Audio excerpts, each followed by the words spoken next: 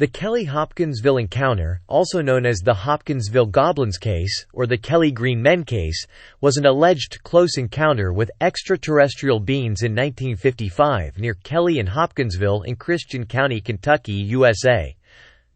UFO enthusiasts consider it one of the most significant and well-documented UFO cases, while skeptics attribute the reports to the effects of excitement and misidentification of natural phenomena like meteors and owls. The United States Air Force deemed the incident a hoax in the Project Blue Book files.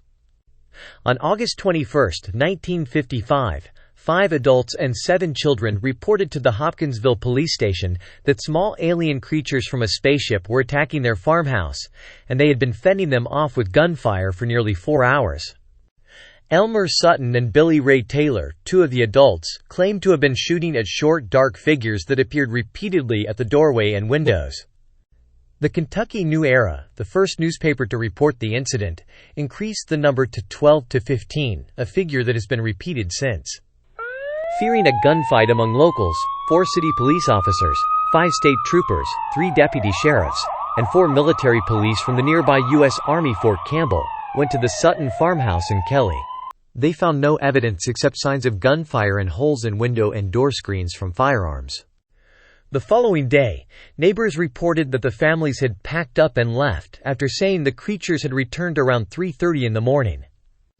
The families' claims were widely covered by the local and national press. Initial reports did not mention little green men. This detail was added in later newspaper stories. Estimates of the size of the alleged creatures varied. Some theories suggest that the creatures were merely curious and were exploring their surroundings, which happened to include the farmhouse.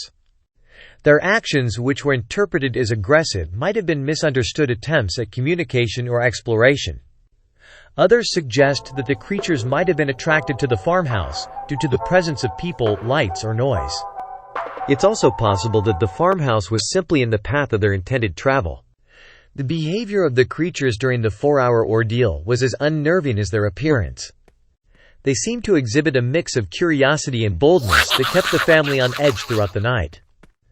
One of the men, Billy Ray Taylor, had initially spotted a circular-shaped object hovering in the air before it settled in a nearby gully. When he went to investigate, a goblin-like creature with glowing eyes appeared and moved towards him. In response, Taylor retreated to the house and returned with a shotgun. Another creature appeared in the window, prompting Lucky Sutton to fire his shotgun at it, blowing out the window screen. The creatures didn't walk, but appeared to float or glide, adding to the uncanny nature of the sighting. The Suttons, fearing for their lives, defended their home with everything they had.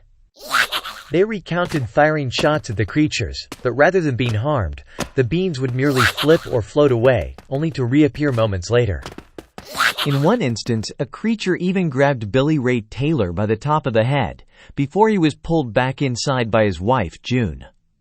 Following this surprise attack, the men spent the next 4 hours fending off 15 of these figures as they stalked around the house, peering into the doorway and windows, looking for an opportunity to get inside. Despite the family's efforts to fend them off, the creatures persisted in their eerie behavior, repeatedly popping up at the doorway or peering into the windows.